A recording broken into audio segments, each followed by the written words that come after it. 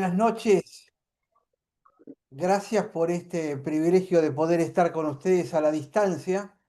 Estamos a casi 400 kilómetros, pero de alguna manera estamos en el calor de la misma habitación.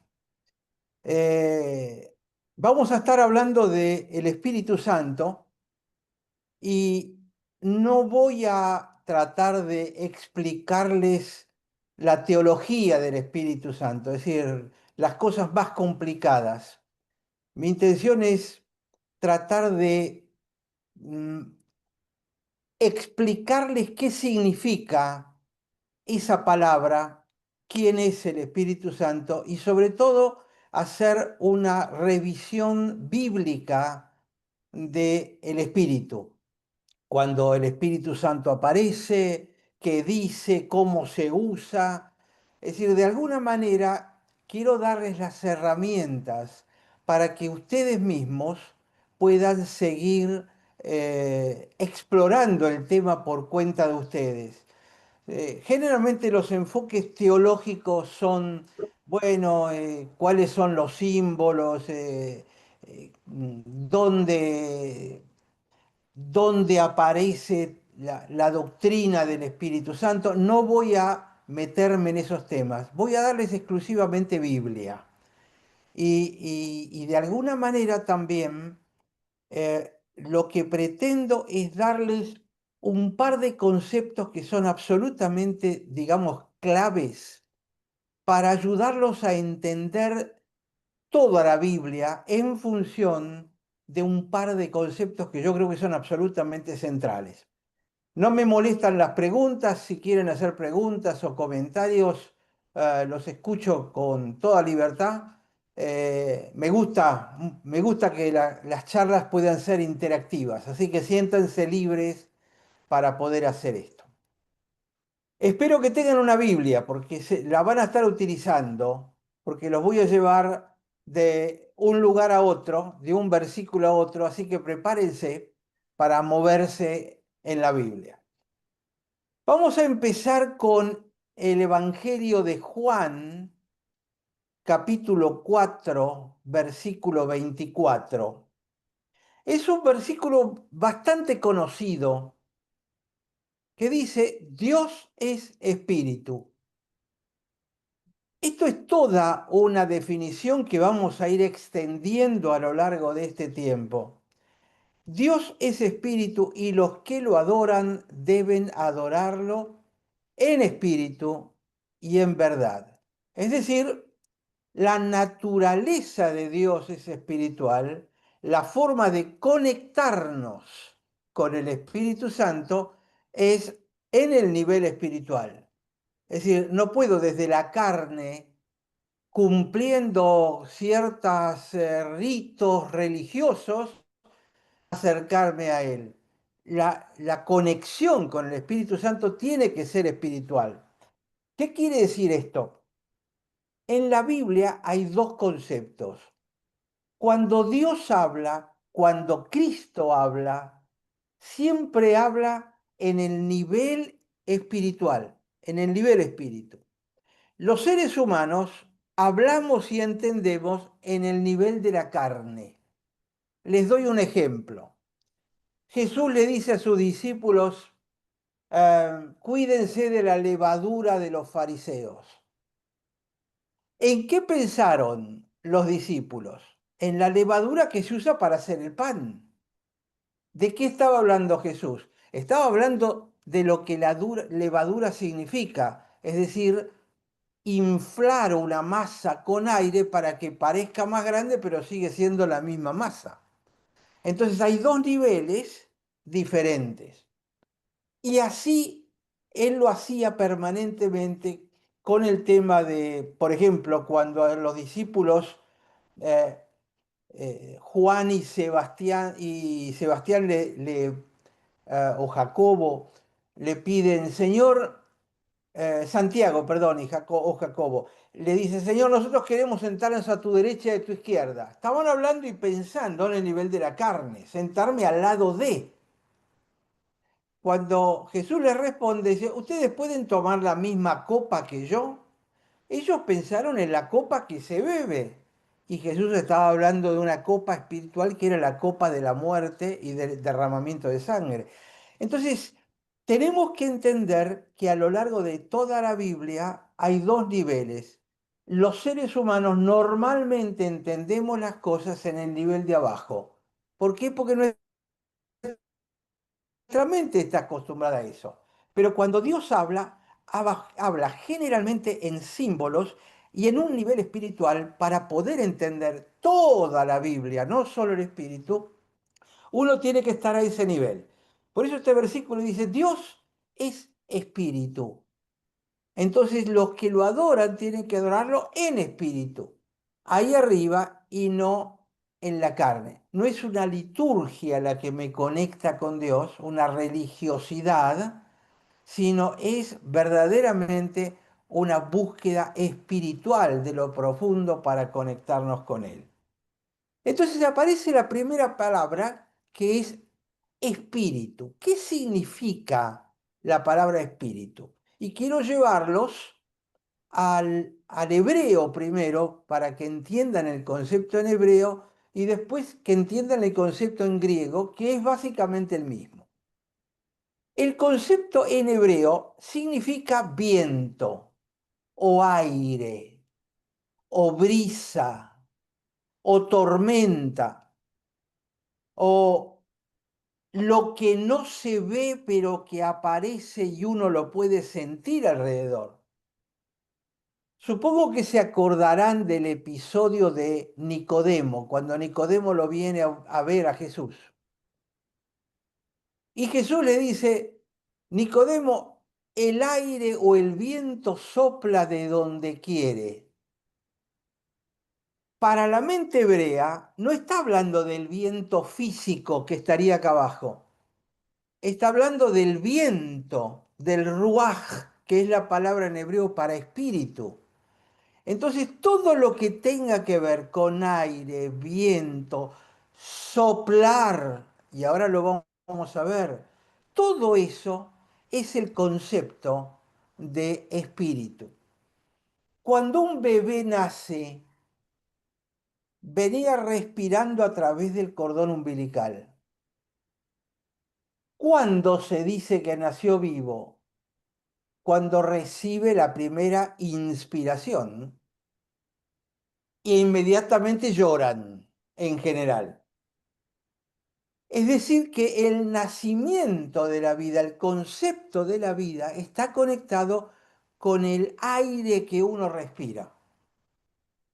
Es más, en la sabiduría hebrea se dice que la respiración es estar permanentemente mencionando el nombre de Dios.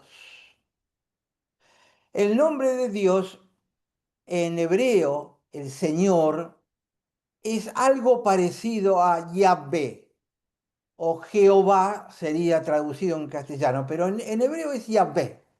Entonces es Yahvé, Yahvé, Yahvé,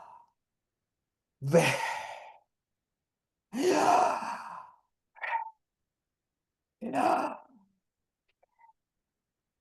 ¿Se dan cuenta? El nombre de Jehová está asociado con cada ciclo de respiración que nosotros tenemos. El ya es cuando aspiro, be es cuando largo el aire. Es decir, que estamos mencionando al Dios que nos creó todo el tiempo.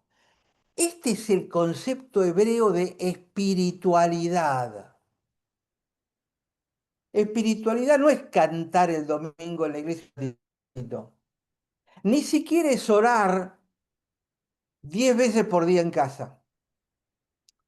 El concepto de espiritualidad del que vamos a hablar es esta noción de que estoy vivo porque estoy con el Señor, con el Yahvé,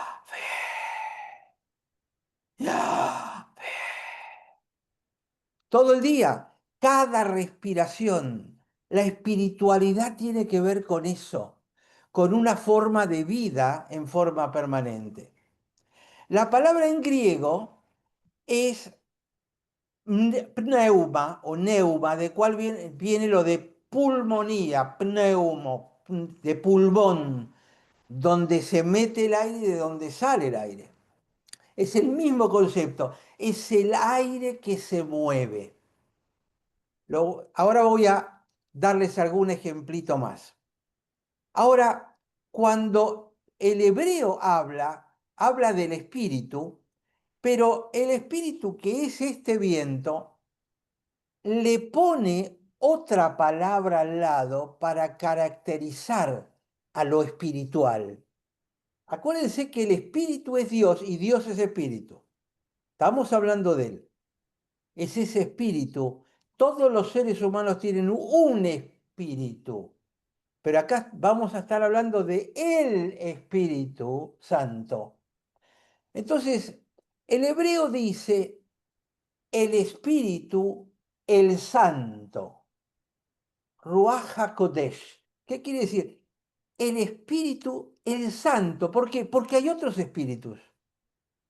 Hay espíritus malignos y los van a ver en la Biblia, espíritu de codicia, espíritu de maldad, espíritu, hay un montón de espíritus que pueden hablarse, pero el espíritu de Dios, que es Dios, es Kodesh, que significa es santo, es diferente de todo lo demás. Estamos acostumbrados a escuchar que la palabra santo significa separado. Muchas veces nosotros decimos, bueno, somos santos, nos separamos del mundo. En ningún momento nos manda Dios que nos separemos del mundo. Si vamos a evangelizar, tenemos que meternos en el mundo. Entonces, la palabra en el hebreo santo tiene que ver con diferente. Y porque sos diferente, estás separado del mundo. El espíritu diferente es diferente de cualquier otro espíritu que podamos cruzarnos en el mundo. Entonces, cuando hablamos del Espíritu Santo, es una cosa en la cual vivimos, porque es ese espíritu el que verdaderamente da vida y es un espíritu diferente a todos los demás. Hasta acá sería la definición básica de qué es el Espíritu Santo en el concepto hebreo y en el concepto griego. No sé si quedó claro. ¿Quieren hacer alguna pregunta, algún comentario? Los escucho.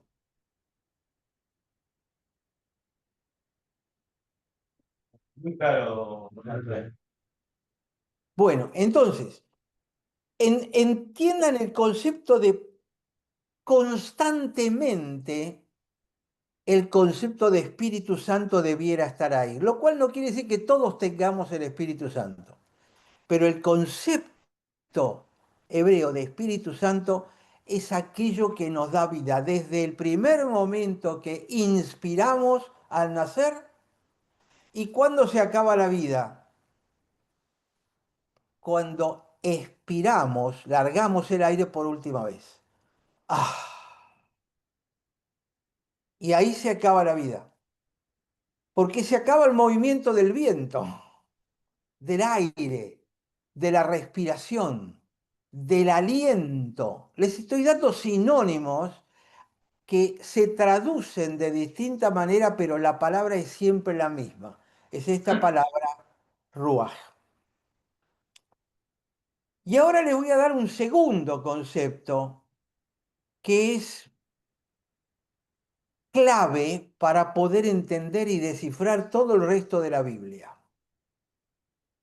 Los voy a llevar a Efesios capítulo 1,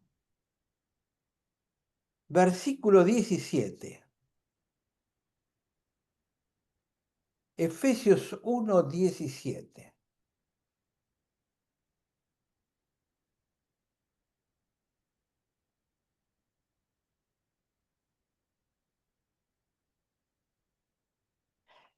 Dice, pidiendo que el Dios de nuestro Señor Jesucristo, el Padre de gloria, les dé espíritu de sabiduría y de revelación en un mejor conocimiento de Él. Permítanme meterme un poquitito más a fondo en este versículo que tiene un montón de cosas hermosas. Estoy arrancando, como ven, por Nuevo Testamento. Ahora nos vamos a ir prontito al Antiguo. Entonces dice Pablo, pidiendo que el Dios de nuestro Señor Jesucristo ya menciona al Padre, a Dios, menciona al Señor Jesucristo y menciona al Espíritu de sabiduría. El Dios Trino aparece mencionado por Pablo. Es una de las personas del Espíritu Santo. Esa cosa tan difícil de entender, y es difícil porque es imposible entender un Dios en tres personas. Pero no son tres dioses, es un solo Dios. Lo habrán escuchado 500 veces y es difícil de captar porque nuestra mente no puede captar con toda la plenitud de este concepto. Pero dice, les dé espíritu de sabiduría y revelación. Y yo quiero parar en un concepto ahora, que es el concepto de sabiduría, que es probablemente el concepto más importante de toda la Biblia para poder entender el código con el que está escrito toda la Biblia, que es la palabra sabiduría, que aparece frecuentemente en Pablo, en Pedro. ¿Qué es la sabiduría? ¿De qué habla? ¿Qué significa la palabra sabiduría para la mente hebrea? Acuérdense que detrás de la Biblia está cómo entienden estos conceptos los hebreos.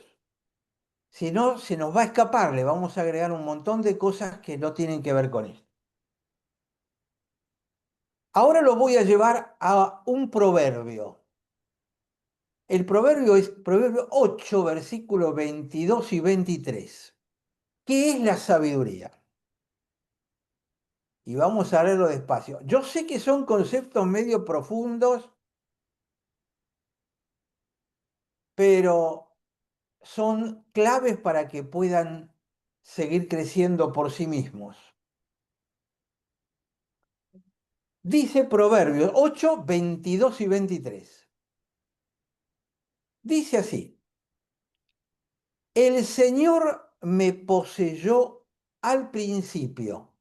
Cuando habla de principio, está hablando de Génesis 1:1, cuando en el principio creó Dios los cielos y la tierra. En el principio, la sabiduría ya estaba poseída por el Señor. Leemos entonces el versículo. El Señor me poseyó al principio de su camino. Génesis 1:1. Antes de sus obras de antaño. Antes de Noé, de Adán, de Abraham, de todo. Desde la eternidad fui establecida. ¿Qué es la eternidad? La eternidad es una dimensión donde no hay tiempo. Entonces está diciendo que Dios poseía la sabiduría antes de la fundación del mundo, antes de Génesis 1:1, cuando lo único que existía era Dios, el Padre, el Hijo y el Espíritu Santo, el Dios Trino. Existía antes de crear el mundo, antes de Génesis 1:1.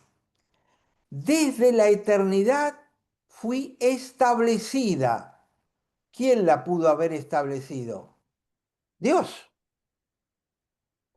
Desde el principio, desde antes que existiera la tierra.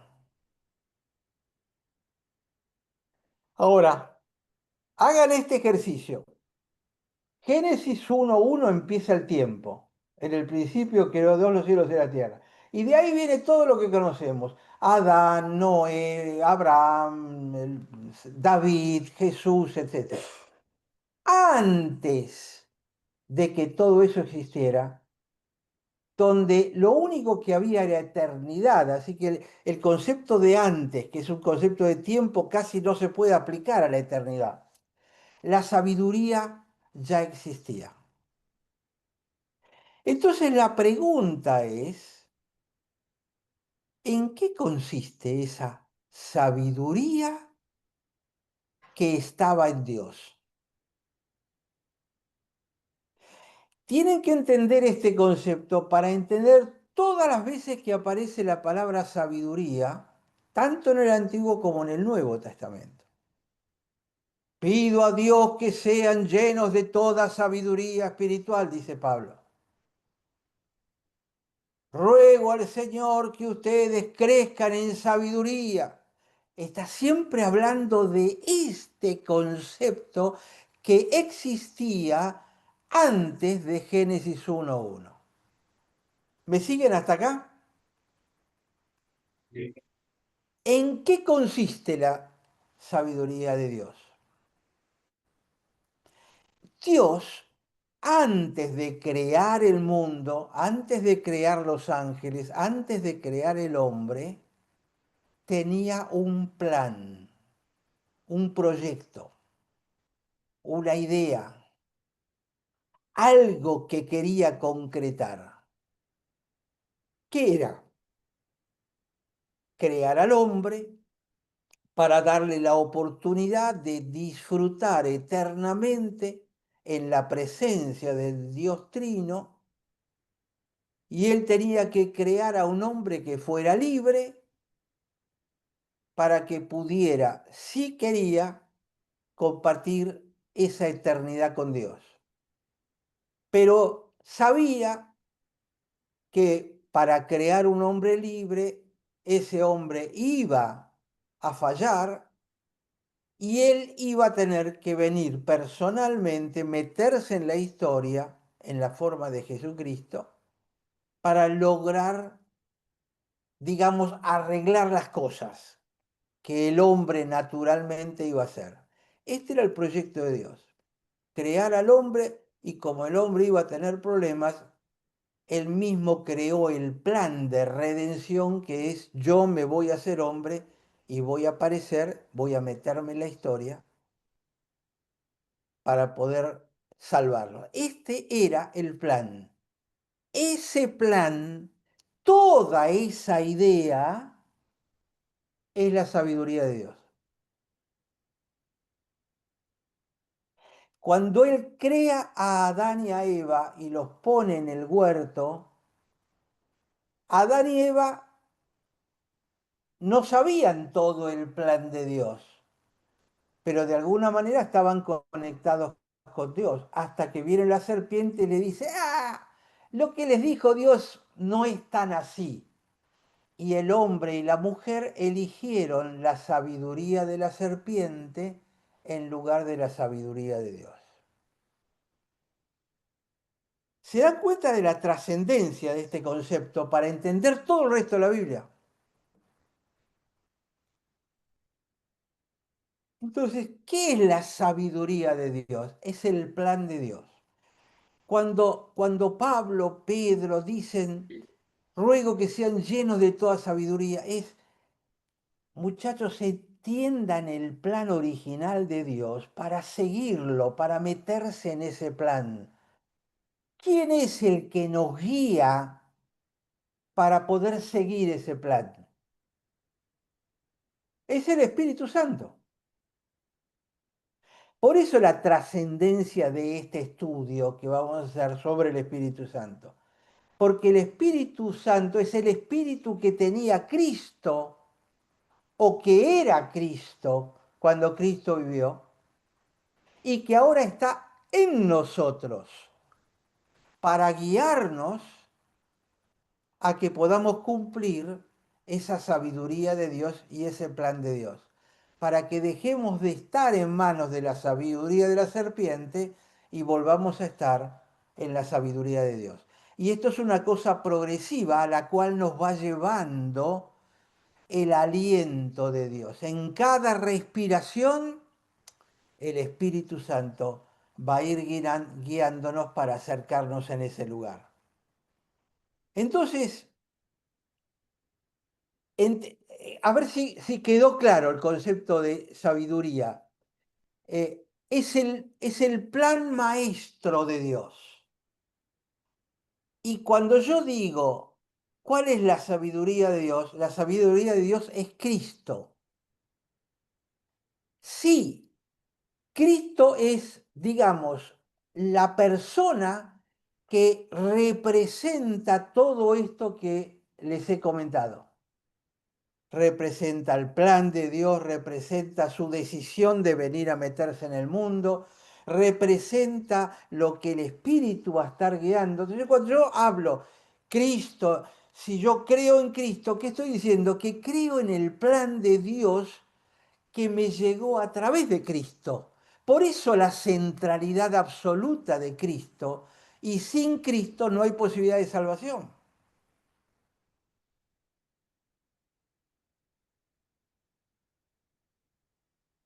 Antes de pasar al próximo punto, a ver si quedó claro, si quieren hacer algún comentario o pregunta, por favor. Los veo muy callados. Sé que no son fáciles de digerir estas cosas, son conceptos muy grandes, ¿no? En el Salmo 150, referido a lo que decías de la respiración, dice, todo lo que respire, alabe al Señor, o todo lo que respira. Claro, Es decir, porque al cantar uno está movilizando el aire. Es decir, adorar es pasar la vida por las cuerdas vocales. Ujú. Es una especie de ponerlo medio poético, ¿no? No, pero está Pero bueno. ¿cómo canto? Canto largando el aire, para lo cual primero lo tengo que tomar. Tomo el aire y lo largo, haciendo sonidos que alaban a Dios. Y Dios me responde dejando que el aire me entre de nuevo para poder expirarlo y alabarlo. Exactamente. Esa es una de las cosas, gracias Mariano, es una de las cosas que me gusta decir, conectar versículos de acá y de allá con estos conceptos. Creo que es lo que nos va a ir ayudando a aclarar el concepto central. Y lo que quiero es que se vayan con una idea en la cabeza, porque además después lo van a tener en la Biblia, buscan los versículos y lo van a tener, pero meter primero esta idea, ese proyecto de Dios. La pregunta es, ¿estás metido en ese proyecto de Dios? Lo más probable es que no lo conozcas totalmente. Cuanto más conocemos a Cristo, más conocemos el proyecto de Dios. Y cuanto más conocemos el proyecto de Dios, más cerca estamos de Dios. Y el que nos guía en ese proceso es el Espíritu Santo. Esto es el tema que estamos estudiando. ¿Quién es el que verdaderamente me ayuda?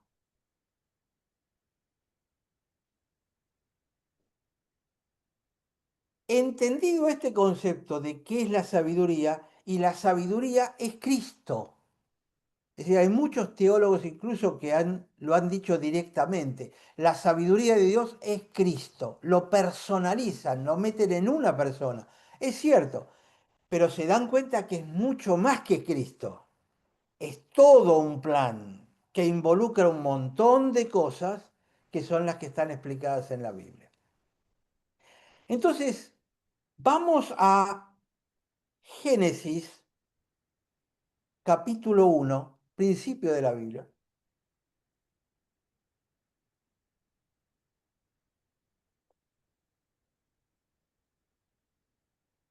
Génesis 1:1 dice, en el principio Dios creó los cielos y la tierra. En el versículo 1 aparece entonces Elohim, que es el Dios creador. No me voy a meter en detalles porque tendríamos más o menos para 2 meses para poder enseñarles solamente este versículo 1. La primera palabra, que es en el principio, ahí está encerrado el nombre de Cristo, aunque les parezca mentira. Pero en la palabra principio o príncipe o principal hay una palabra adentro que es reshit, que significa cabeza, donde está simbolizado Cristo. No me voy a extender porque si no, vuelvo a repetir, nos va a llevar 2 meses solamente estudiar ese versículo. Pero acá lo tienen primero a Elohim, al Padre, al Creador. Principio creó Dios los cielos y la tierra. Versículo 2. La tierra estaba desordenada y vacía, y las tinieblas cubrían la superficie del abismo. Qué raro, ¿no? Un Dios creador que crea con tinieblas. Ese es otro tema, cómo llegaron las tinieblas ahí. Tampoco me voy a meter. Pero inmediatamente dice, y el Espíritu de Dios, este ruaj, el Espíritu de Dios se movía sobre la superficie de las aguas. Esta palabrita se movía es la traducción literal de una palabra que en hebreo significa empollar.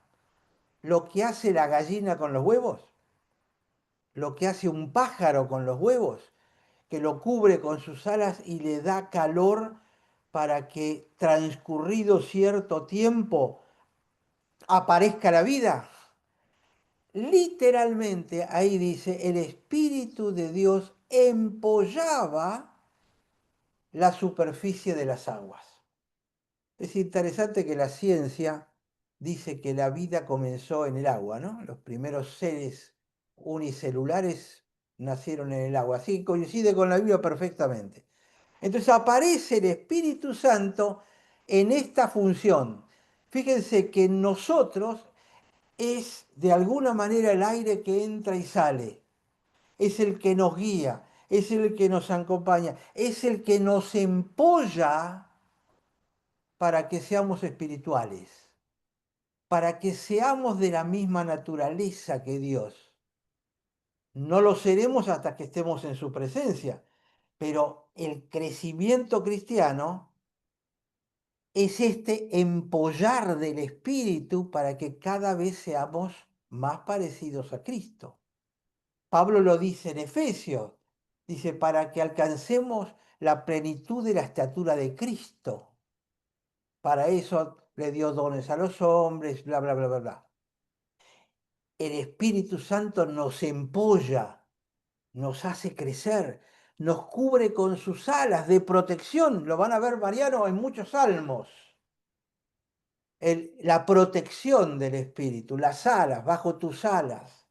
Y hablan en esos términos, porque es la forma en que el hebreo lo concibe con imágenes, no con palabras abstractas, como por ahí los, los occidentales que dependemos de la cultura griega y somos mucho más abstractos en nuestro pensamiento. Entonces, el espíritu se movía. Estaba el Dios creador, el Padre, ahora está el espíritu. Y en el versículo 5, en el primer día, dice, y dijo Dios sea la luz. Y ahí lo tienen a Cristo. ¿Por qué? Porque eso era el día 1. El sol, la luna y las estrellas fueron creados en el día cuarto, de acuerdo al relato bíblico. Entonces, ¿de qué luz está hablando? Está hablando de Cristo. Esto lo entendió Juan cuando empieza su Evangelio de Juan y dice, Él era la luz del mundo, en el capítulo 1 de Juan. Entonces está Padre, Hijo y Espíritu Santo reordenando el mundo, llenándolo y poniéndole orden. El Espíritu Santo forma parte de este trío que es uno, Padre, Hijo y Espíritu Santo, para formar al mundo. Cerquita de ahí, Génesis 2, versículo 7. ¿Me van siguiendo o estoy volando demasiado alto? Todo bien, claro. ¿Vamos bien? Bueno. Génesis 2:7. Esto va a ser interesante también. Dice, entonces Jehová Dios formó al hombre del polvo de la tierra. Sopló en su nariz, ¿se acuerdan? Soplar, aire, espíritu, ¿cómo están conectadas? Sopló en su nariz aliento, otra palabra donde está en la palabra espíritu, ruaj. Se traduce aliento y está bien, pero es el aire que se mueve. Y acá viene un dato interesante. Dice, sopló en su nariz aliento de vidas. Ahora, estoy seguro que en todas las versiones que ustedes lo están leyendo, dice aliento de vida en singular. En el hebreo original no es singular, es plural, aliento de vidas. ¿Qué quiere decir aliento de vidas? Quiere decir que sopló dos vidas adentro de Adán. Adán era un masacote de arcilla. Cuando sopla, mete aire y le da vida física, como podemos hacer nosotros si hacemos respiración boca a boca. Pero acá dice aliento de vidas. Cuando Dios lo crea a Adán, lo crea con vida física y con vida espiritual. Hubo dos alientos que le mete a Adán y Eva. Cuando ellos pecan, lo que pierden es la vida espiritual. Y por eso son expulsados del paraíso. Y quedan con la vida física, que es la que nosotros heredamos.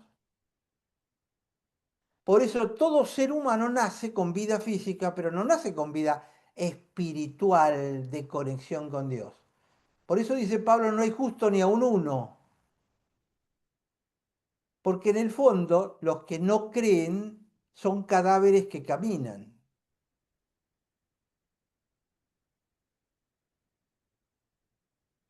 Entonces sopló aliento de vidas y el hombre llegó a ser, fíjense la expresión, llegó a ser un ser viviente.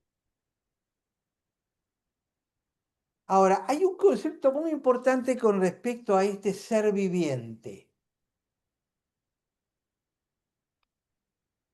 Ya cuando había creado los animales, Dios, en el capítulo 1, había dicho que los animales también eran seres vivientes. Hay una expresión muy típica de ser viviente, el Nefesh Hayah. Los animales eran, pero no dice de dónde salió la vida de los animales, porque los animales no tienen vida espiritual, tienen vida física. Pero en este caso dice que el hombre, después del aliento de Dios, llegó a ser un ser viviente. La diferencia entre un animal y un ser humano es que el que sopló en la nariz es Dios. Dios no sopló en la nariz de los animales, sopló en la nariz del hombre. Y el aliento que metió en el hombre vino de adentro de Dios. Él sopla de adentro. Cuando yo soplo, soplo de adentro, lo meto en otro lugar. El gran milagro de la creación que estamos leyendo en Génesis es que Dios tomó de adentro de él vida y la metió adentro del hombre que estaba creando, lo llenó de vida, que fue la primera inspiración del hombre. y después expiró y siguió respirando. Pero hemos sido creados desde adentro de Él, con la potencialidad de conectarnos con Él. Y eso es lo que va a hacer Cristo cuando nosotros estamos en conexión con Cristo o volvemos a una conexión. Esa vida que no teníamos nos es infundida ¿por quién? Por el Espíritu Santo. Es ese Espíritu el que sopla en nosotros. ¿Se acuerdan de Pentecostés lo que pasó? Estaban todos reunidos y ¿qué dice la Biblia que vino, que apareció? Un viento recio, un espíritu. En hebreo es un ruaj, es un espíritu intenso que se metió y no solamente se metió, parecía como lenguas de fuego arriba de la cabeza. No eran lenguas de fuego, era como lenguas de fuego. ¿Por qué? Porque ese espíritu que estaba soplando estaba entrando en ellos para darles vida y estaba purificándolos, y por eso la imagen del fuego. Y este es el sentido de la palabra Pentecostés. Esto es lo que ocurrió en Pentecostés. Es que estos seres humanos, que eran cadáveres caminantes, se convirtieron en seres vivientes. ¿Qué es lo que somos todos nosotros? Supongo que todos ustedes son creyentes, en cuyo caso tienen ese Espíritu Santo adentro de ustedes que los anhela, dice la Biblia. El Espíritu Santo anhela estar en ustedes, pero no estar, ya está. Anhela controlarlos, anhela ayudarlos a crecer, anhela empollarlos para que alcancen la plenitud de vida que Él tiene planeado para nosotros. En la cultura hebrea antigua, la vida, el hecho de la vida, se consideraba un don divino. Es más, la palabra que traducimos como Señor, que sería Yahvé, son 4 letras en el hebreo, un tetragrama, la parte central de esa palabra también se utiliza para la palabra vida. Si la palabra Señor significa vida, el que da vida. Por eso es que la palabra Señor en toda la Biblia aparece 745 veces, si no me equivoco, y la palabra Salvador aparece 70. Es mucho más importante que Él sea Señor que Salvador. Nosotros muchas veces hablamos de Salvador. Y de paso, la palabra espíritu aparece 697 veces en la Biblia, casi 700 veces aparece la palabra espíritu. No las vamos a ver todas en estos 3 miércoles, pero sí vamos a ver unas cuantas donde aparece. Y como se dan cuenta cuando uno empieza a estudiar un poquitito el versículo, empiezan a salir cosas que uno generalmente no las piensa, pero que nos permiten profundizar esto que estamos viendo. Hay un concepto que da Pablo, que es un concepto muy griego. Dice, porque somos cuerpo, alma y espíritu. Lo habrán escuchado un montón de veces quizá. Es decir, como si fueran 3 cosas. Somos cuerpo, somos alma y somos espíritu. Entonces tenemos que definir qué es el cuerpo, qué es el alma, qué es el espíritu. Bueno, esto forma parte del pensamiento griego, pero no tiene nada que ver con todo el trasfondo de pensamiento de la Biblia. No solo de la Biblia, de todo Medio Oriente, hebreos, árabes y gran parte de Asia no dividen a la persona en cuerpo, alma y espíritu. Esto es lo que llevó al gnosticismo en los primeros años del primer siglo. Para el hebreo, cada persona es un alma, punto. El alma involucra todo. el cuerpo, el alma. No se puede dividir. Los griegos lo dividen y dicen, bueno, con el cuerpo puedo hacer lo que me dé la gana mientras el espíritu esté conectado con Dios. O el espíritu, el cuerpo lo tengo que someter para que obedezca al espíritu y que estén juntos y se están peleando. Eso es gnosticismo. Para el hebreo es una barbaridad total. Somos un alma, somos una cosa completa. El Espíritu Santo empolla a la persona completa, involucra el cuerpo, involucra los sentimientos, involucra el espíritu del hombre. Porque no es que el no creyente no tiene un espíritu, lo que no tiene es el Espíritu Santo, pero tiene un espíritu.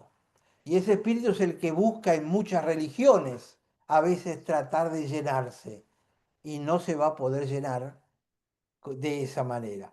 En cambio, el proceso de Dios es único, es hecho con el hombre y por eso es que el aliento de él es el que nos llevó.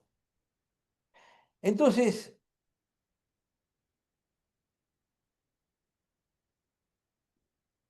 déjenme llevarla uno más, ya nos estamos acercando a la hora. Isaías 48, 16.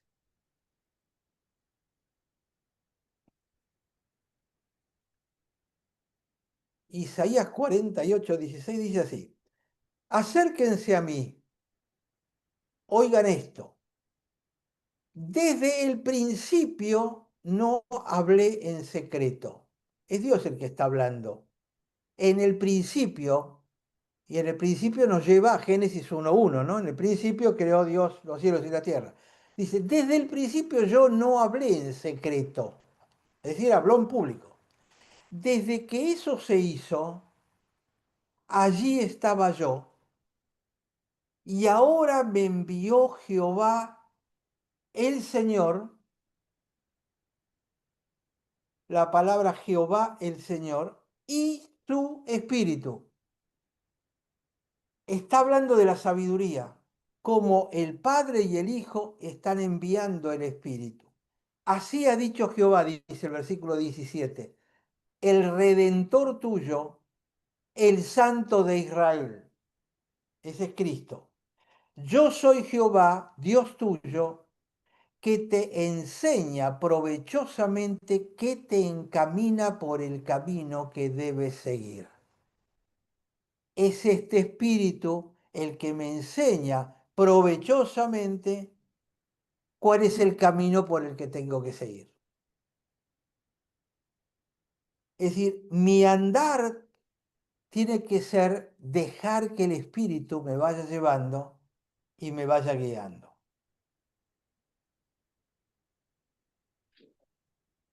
Y el último, Juan 14, 17.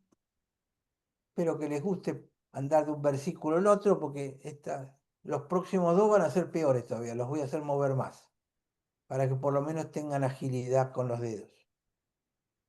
Juan 14, 17 dice, el espíritu de verdad, porque hay espíritus de mentira, el espíritu de verdad, a quien el mundo no puede recibir. Es decir, los que no son de Dios no pueden recibirlo, no lo entienden, no lo captan, porque ni lo ven y mucho menos lo conocen. Pero ustedes sí lo conocen, y este era Cristo que estaba hablando, y dice, porque mora con ustedes, es decir, vive con ustedes, al lado de ustedes. Cristo estaba viviendo al lado de los discípulos. Y él dice, el Espíritu de verdad, el Espíritu estaba en Cristo. Y Cristo le está diciendo, miren, el Espíritu de Dios está viviendo al lado de ustedes, acá está, adentro mío. Pero ese Espíritu estará en ustedes. Así termina el versículo.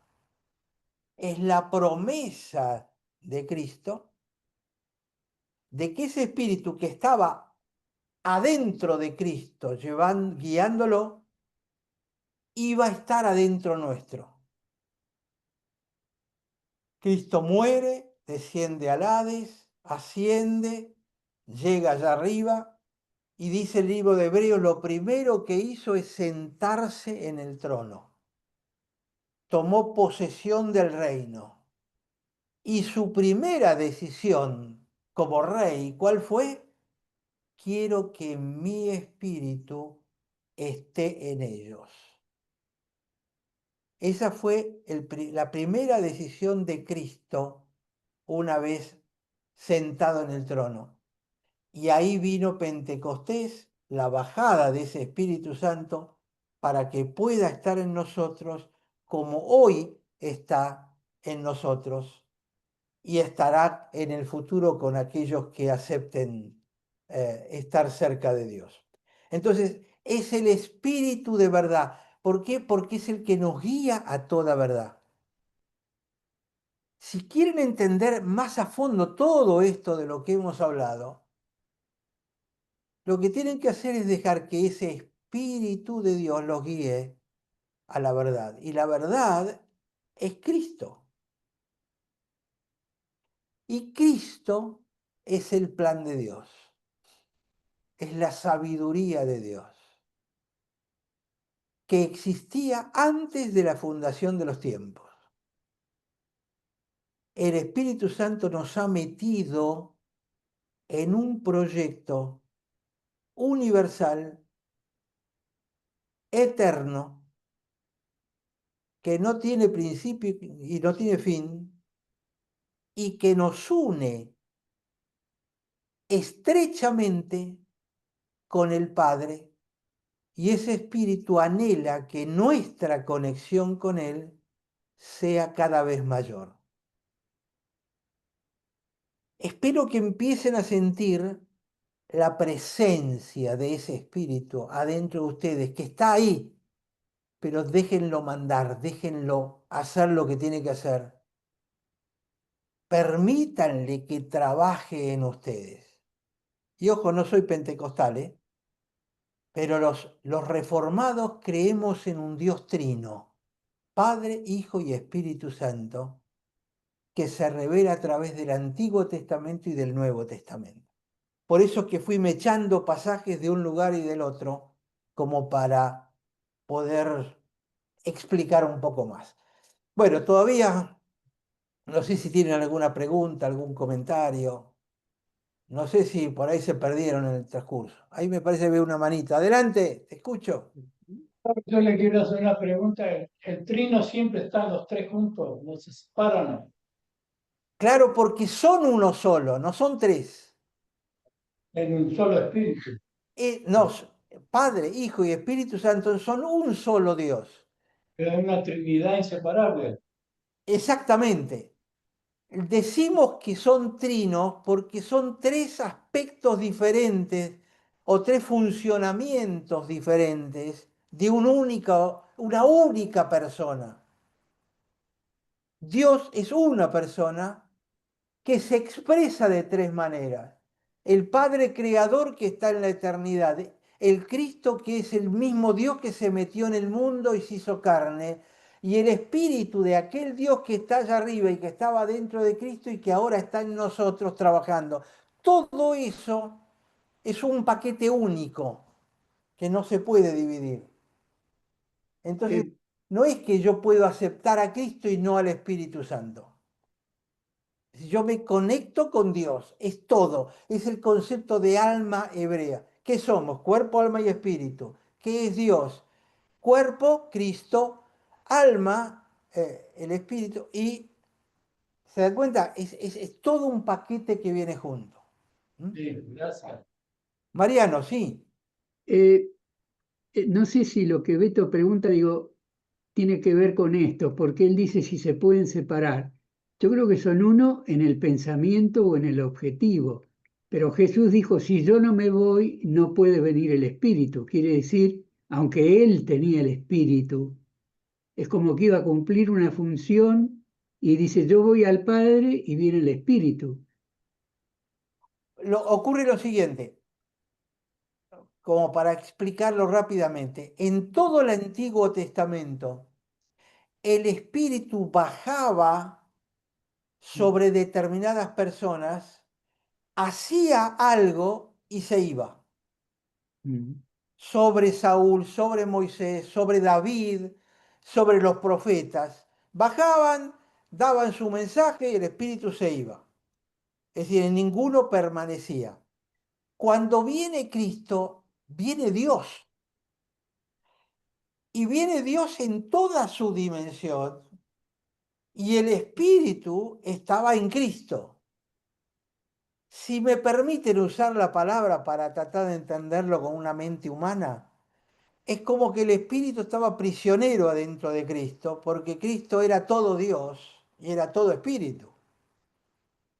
Entonces no estaba sobre los discípulos. Los discípulos en toda la vida de Cristo no tuvieron al Espíritu Santo adentro de ellos. Y justamente ese espíritu de Cristo era el que luchaba con los espíritus malignos, que eran los únicos que reconocían a Cristo de paso, que Ujú. decían, eres el Cristo, el Hijo del Dios viviente. Entonces, cuando Cristo asciende, ese espíritu que estaba en él lo puede empezar a compartir, que era el objetivo final de la cosa. El proyecto de Dios era que el espíritu de ese Dios pudiera estar en todos sus hijos, el hijo unigénito y todos los hijos adoptivos. Entonces, son tres momentos muy diferentes, porque en Cristo estaba toda la magnitud del Espíritu Santo que en ninguno de nosotros estuvo. Y una cosita chiquita, cuando leías recién en Juan, dice el Espíritu de verdad al cual el mundo no puede recibir porque no le ve. Nosotros también estuvimos antes de recibir a Cristo en el mundo y tampoco lo veíamos, pero lo pudimos recibir. ¿Cómo es eso? Esto para una charla entera, Ah, pero te lo voy a tratar de explicar rápido a ver si lo puedo hacer.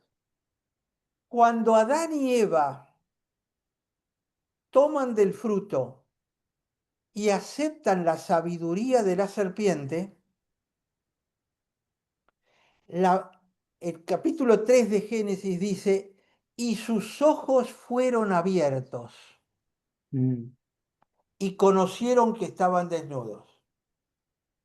Se abrieron los ojos. Entonces, ¿cómo vieron el fruto? ¿No estaban ciegos? ¿Tenían los ojos cerrados? Está hablando de dos tipos de vista. ujú, Ellos tenían vista espiritual. Satanás los guió y les abrió los ojos de la carne. Por ah, eso, 1 Corintios capítulo 4 dice, el Dios de este siglo cegó el entendimiento de los incrédulos para que no les resplandezca la luz del Evangelio. ajá, Es decir, estábamos ciegos, no lo podíamos ver al Espíritu Santo. Y mm, ninguna persona lo puede ver de motus propio. Ninguno, por más que yo lo exhorte, hermano, abrí los ojos, míralo, busca el Espíritu, no lo puede ver. A menos que el Espíritu se revele. Y para revelarse necesita la luz, porque esa persona vive en oscuridad, la oscuridad de la ceguera. ¿Y quién es la luz? Cristo. Es Cristo el amén. que ilumina para que el incrédulo pueda ver al Espíritu Santo y entonces volver a la situación original de aquel Adán antes de pecar. No sé si está muy complicado, pero hice un Muy recontra bien, resumen. gracias, Tiene que ver con la palabra oscuridad y luz, gracias, tinieblas y luz. Por eso cuando Cristo muere es rodeado de tinieblas y eran las 3 de la tarde. Porque la oscuridad era oscuridad espiritual, no era necesariamente oscuridad física. ¿Ah? gracias. Para el próximo estudio, doctor. Ese es lindo también, lo de la oscuridad y la luz es un estudio interesante. Pero bueno, estamos en la hora, no quiero extenderlo más de lo debido. Especialmente la primera vez que estoy con ustedes, no quiero que me echen. Todavía. Muchísimas gracias, Santo. Una pregunta, ¿tienen algún comentario para hacer, no? Aldo, muchísimas gracias por, la verdad, por guiarnos, muy interesante. Y sirve también un poco como de introducción a los próximos temas que vas a estar tocando estos miércoles. Prepárense para pasear por la Biblia un poco con versículos. Lo voy a Ah, hacer más fácil porque ahora vamos a ir del antiguo hacia el nuevo avanzando. Entonces, para encontrarlo no hay que estar yendo de un lado para el otro todo el tiempo. sí, muchas gracias, Aldo. Vamos a tener un tiempo para poder...